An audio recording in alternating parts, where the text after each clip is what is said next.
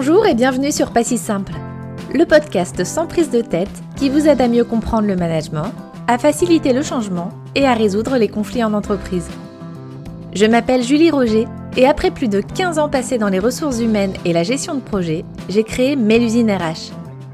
J'accompagne désormais les managers, les cadres RH et les dirigeants d'entreprise. Tous les jeudis, dans ce podcast, vous trouverez ce qu'il vous faut pour atteindre les objectifs de vos projets, faire des relations humaines un atout pour votre entreprise et surtout, apaiser votre quotidien. Pas si simple, c'est aussi une newsletter à retrouver tous les lundis directement dans votre boîte mail. Le lien pour vous y abonner est en description. Si vous êtes à la recherche d'infos, de stratégies et d'astuces pour mieux gérer les relations humaines, alors vous êtes au bon endroit. Vous êtes prêts ? C'est parti !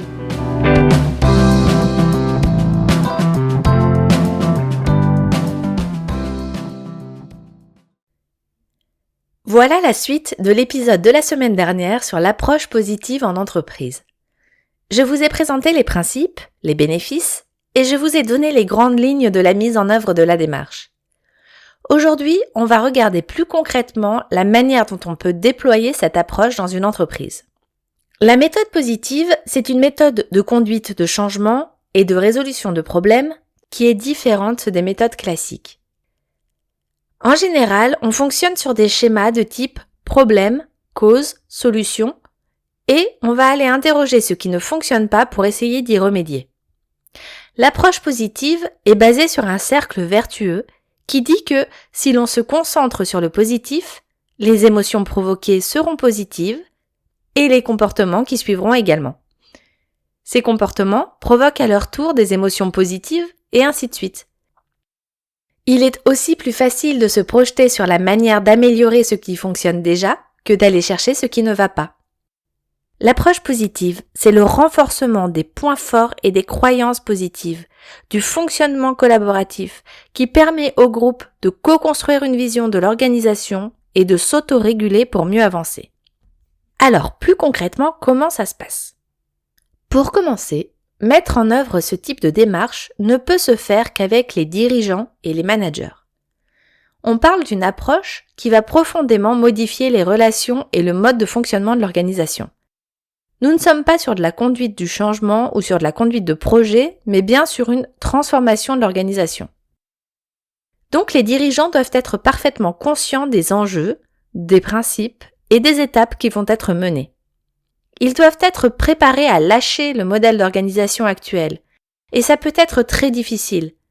Si l'organisation est très hiérarchisée, en modèle pyramidal, dans ces structures, le pouvoir et l'influence des dirigeants est très fort.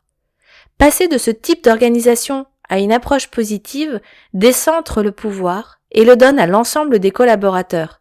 Ça peut être très compliqué à intégrer. Et c'est d'ailleurs pour cette raison qu'il ne faut surtout pas chercher à révolutionner d'un coup le système. Dans ces cas-là, on perdrait tout le monde. La technique des petits pas est à privilégier pour permettre une transformation en douceur, progressive, qui sera bien plus simple à intégrer et à déployer à tous les niveaux. Une fois que les dirigeants sont convaincus du bien fondé de la démarche, on va tout simplement définir l'objectif. Pourquoi on fait cette démarche d'approche positive ? Et sur quel projet, sur quel sujet on va aller travailler.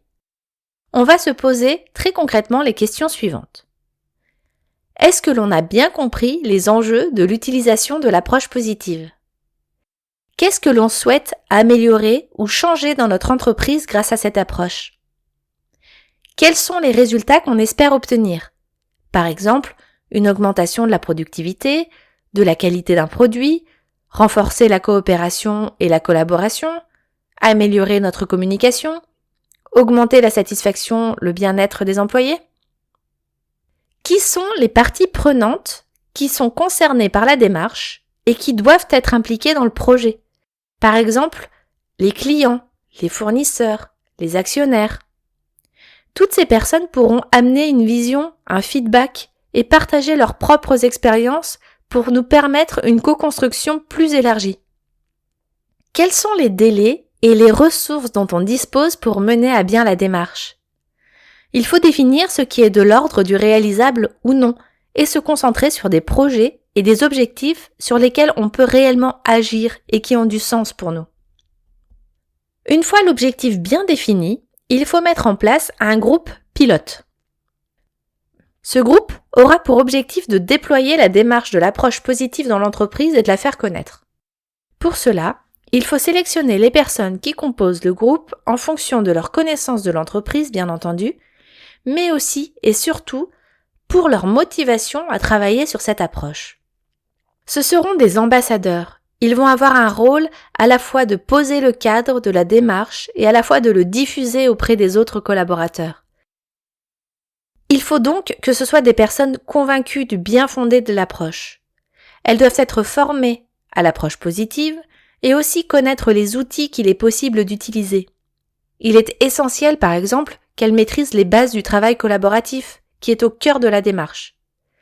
Le groupe pilote va travailler à la fois sur les déploiements de la démarche, mais aussi sur l'atteinte des objectifs fixés.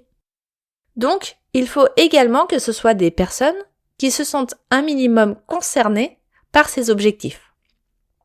La première action du groupe va être de centraliser toutes les informations concernant les réussites et les forces de l'entreprise. C'est une période de collecte. Pour cela, il va falloir construire des questionnaires et réaliser des enquêtes auprès de l'ensemble des collaborateurs et des parties prenantes concernées. Ces questionnaires doivent être construits de manière à ce qu'ils puissent servir de base à d'autres groupes de travail plus tard. Voilà quelques exemples de questions qui peuvent être posées aux collaborateurs en interne. Qu'est-ce qui, selon vous, fonctionne le mieux dans notre entreprise ? Pouvez-vous citer un exemple de réussite récente de l'entreprise ? Qu'est-ce qui a contribué à cette réussite ? Quels sont les atouts de notre entreprise qui vous viennent à l'esprit ? Quelles sont les valeurs qui sont les plus importantes pour vous dans notre entreprise et pour quelles raisons ? Quels sont les aspects de notre culture d'entreprise que vous appréciez le plus ? Quels sont les aspects de notre travail qui vous motivent le plus et pourquoi ? Quels sont les aspects de votre travail qui vous rendent le plus fier ? Quels sont les défis auxquels vous avez été confrontés dans votre travail et comment avez-vous réussi à les surmonter ? Quels sont les aspects de votre travail qui vous apportent le plus de satisfaction et pourquoi ? Pour une entreprise externe, des clients, des fournisseurs, ça peut être des questions comme « Qu'est-ce qui, selon vous, fonctionne le mieux dans notre entreprise et pourquoi ?» Pouvez-vous citer un exemple de réussite récente de l'entreprise ? Qu'est-ce qui a contribué à cette réussite ?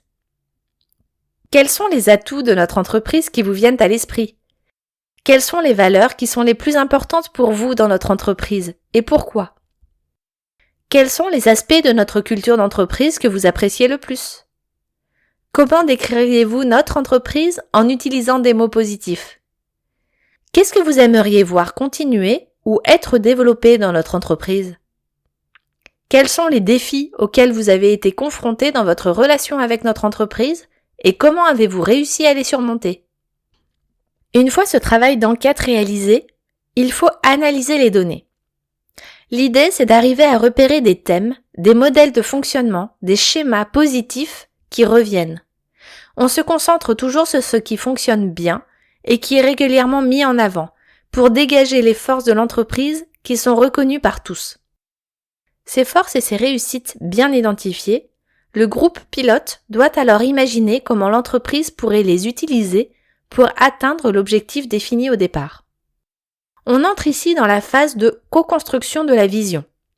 C'est-à-dire que le groupe va échanger, partager ses expériences, ses points de vue et sa connaissance de l'organisation pour construire quelque chose qui est de l'ordre du possible.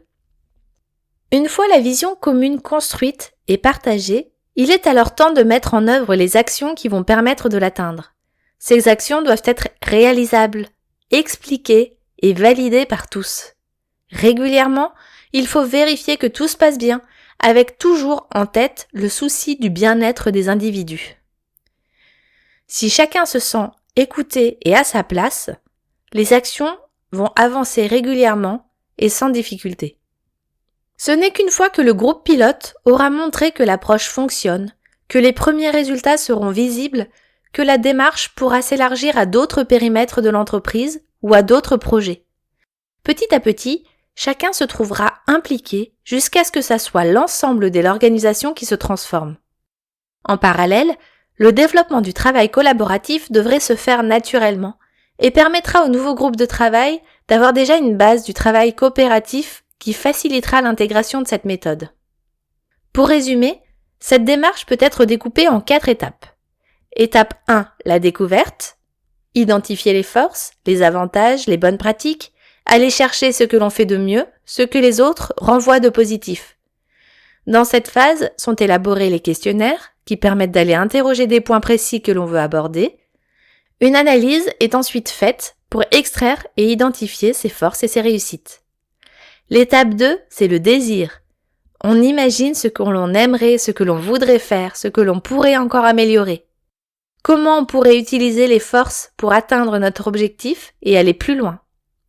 L'étape 3, c'est la co-construction. On construit ensemble à partir de nos valeurs, de nos expériences, de nos envies, ce qu'on voudrait mettre en place. Les rôles de chacun sont définis et connus, et tout le monde intervient et participe pour donner son point de vue et apporter ses expériences au groupe. L'étape 4, c'est l'action. Se mettre en action et définir les actions qui vont permettre de réaliser la vision que l'on a co-construite. Les actions et les acteurs sont définis et vont tous œuvrer dans le même sens. Voilà pour le sujet de l'approche positive. Qu'en avez-vous pensé? Est-ce que vous en aviez déjà entendu parler? Est-ce que c'est quelque chose que vous pratiquez déjà dans l'entreprise? N'hésitez pas à me partager vos retours sur le sujet.